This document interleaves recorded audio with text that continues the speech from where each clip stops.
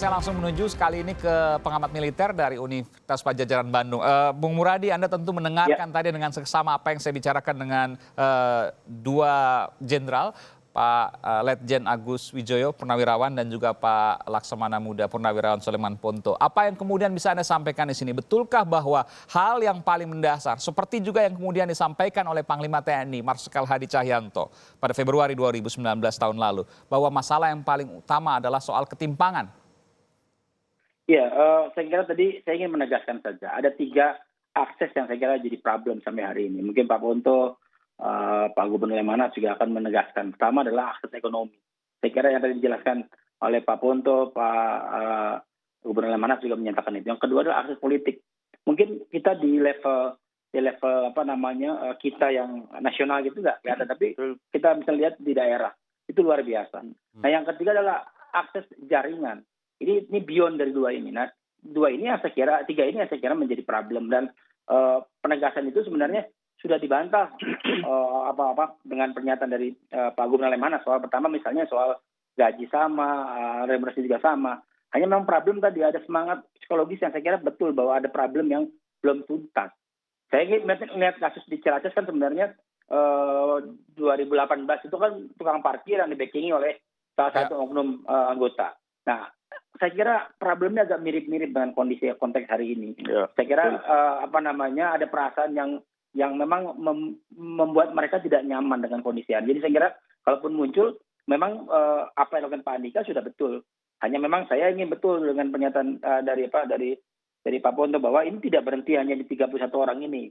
Ada yang lain. Saya kira ada tiga hal tuh. Yang saya kira pertama yang terlibat langsung, yang kedua ikut-ikutan, yang ketiga adalah yang pembiaran. Yeah, Nah, yang 3 ini yang saya kira agak mengkhawatirkan buat saya karena pembiaran. Prediksi saya pembiaran ya. Dari mana Anda mengatakan itu? Kita coba bicara soal penyerangan dulu. Jadi yang setahu saya ketika memang ini kan pasukan paramiliter ya, ketika kemudian keluar, mereka pesiar pun, mereka keluar pun untuk kebutuhan mereka dan lain sebagainya harus lapor pimpinan. Bagaimana mungkin bisa ada ratusan orang, lebih dari 100 orang keluar, pimpinan tidak tahu? Anda menyaksikan itu bahwa pimpinan tahu, oleh karena itu Anda mengatakan bahwa ini ada indikasi pembiaran. Kayak gini, Pak, mereka tinggal di barak nih. Barak ini kan ada danpi, ada danton, ada danyon, dan ada lagi perwira piket dan sebagainya. Ini nggak mudah. Saya memahami betul, misalnya paling tidak ketika kita memahami ini, situasinya kan ini mereka ratusan loh, nggak 1-2 orang loh. Jadi ketika misalnya ini mereka bisa lolos, artinya ada 2 kemungkinan. Pertama adalah memang sistemnya nggak jalan tadi, ya artinya memang kemudian di level ankumnya nggak jalan, atasannya bisa menghukum ya.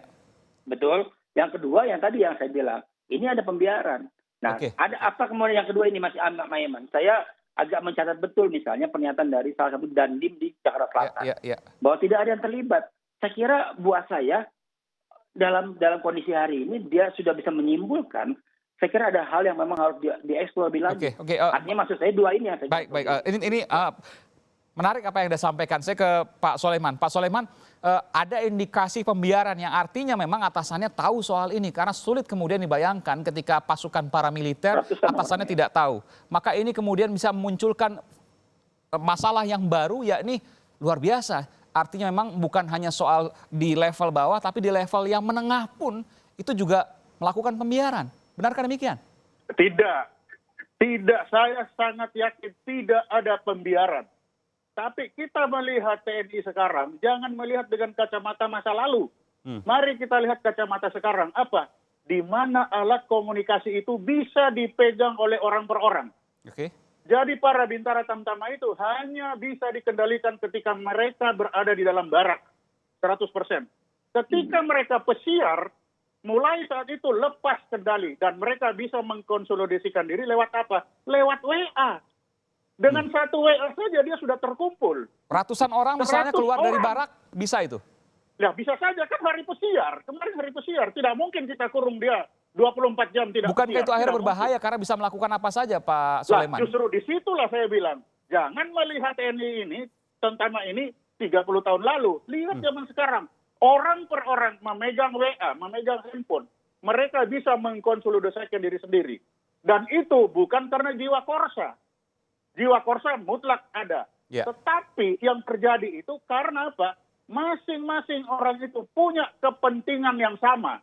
Jadi dia terbentuk, terakumulasi itu bukan sekadar jiwa korsa. Kalau jiwa korsa, saya tidak punya urusan dengan itu, saya membantu kawan. Oke. Itu jiwa korsa. Tetapi yang terjadi, saya punya kepentingan di situ. Dia punya kepentingan. 100 orang itu punya kepentingan yang sama. Sehingga mereka rame-rame. Itulah sebabnya betapa mudahnya hanya dengan sekali klik WA semua jalan. Apa mungkin kita mencabut telepon untuk semua para bintara tamtama? Tidak mungkin. Nah, itulah saya bilang. Penyebabnya ini yang harus dihilangkan. Kalau tidak, Tirakas 234 pasti akan terjadi. Ini Karena akan ada kita terjadi. tidak berbicara jiwa korsa. Arundina Kita Cibubur yang lain, akan terjadi kasus-kasus penyerangan yang lain. Ya, betul. Bisa terjadi. Dan jangan lupa, mereka ini adalah tamtama yang di bawah sekali, Ya. yang bisa menyusup kemana-mana. Mereka dididik agen-agen intelijen yang mumpuni, yang bisa masuk dan bisa merusak segala macam. Ada di mereka-mereka ini. Mereka ahlinya. Jadi jangan sekali kita bilang, ini hanya jiwa korsa. Tidak, bukan hanya sekedar jiwa korsa. Tapi ada kepentingan masing-masing bintara tamtama itu terhadap diri mereka sendiri. Oke. Sehingga betapa mudah, itulah sebabnya betapa pentingnya penyebab yang sudah disampaikan tadi itu, mari kita selesaikan. Oke. Bagaimana di tamtama itu tadi malam ada yang nanya kemarin, apa Pak Ponto itu dengan NKRI, apakah masih negara kesatuan Republik Indonesia atau negara kepolisian Republik Indonesia? Dan diulangi oleh Ibu Ini siapa yang mengatakan ini, Pak Soleman? Mohon maaf. Ada dari tamtama-tamtama ini bertanya kepada saya sambil iseng-iseng. Jangan itu. Pak Ponto, apakah NKRI itu masih negara kesatuan Republik Indonesia atau negara kepolisian Indonesia? Kemudian dalam satu seminar juga Ibu Koni Rahakundini juga bertanya seperti itu. Apakah NKRI ini masih negara kesatuan Republik Indonesia atau negara kepolisian Republik Indonesia? Oke, Pak Muradi, silakan Pak Muradi. Ini harus Ya, dijawab ya. dan ini harus dilihat, Pak. Iya. Nggak, Jadi gini tidak Pak Ponto. sekedar itu tadi, banyak Ini jauh Pak Ponto, sekali, sangat mendalam. kalau kita lihat pesiar itu kan keterangannya malam. Apakah memang setelah jam 9 masih ada di luar? Itu pertama. Yang kedua, saya kira jangan dong kita membenturkan institusi, karena bahwa institusi tetap bahwa harus dicari akar permasalahan. Tapi saya kira dengan mengatakan menegaskan tadi, saya kira itu nggak pas, Pak, ya, karena kita saya ini tidak sama-sama menjaga. Bukan. Ini kan saya dengan tidak kutipan membentur Bapak institusi. tadi. Saya sebagai orang Enggak. intelijen menyatakan apa adanya. Iya. Dari Artinya fakta maksud saya yang gini loh, ada, Pak. nah, Iya, maksud saya begini. dari Maksudnya gini, fakta kalau yang ada, saya kalau situasi sampaikan. yang kemudian Nah, iya, itu. saya paham bahwa akses ini kan ada. Tadi dia bilang ada Nah. 3 akses yang menjadi problem. Tapi dengan kemudian mengatakan seolah-olah ini ada kan anda bilang tadi bicara soal ada kepentingan yang sama, Pak. Ya, iya jelas. Pak. Di tentara itu harus irama sama, Pak. Kalau Bapak Pak, ngomong itu- begitu Bapak sipil. Kalau itu saya kan sendiri menurut punya kepentingan. Bapak.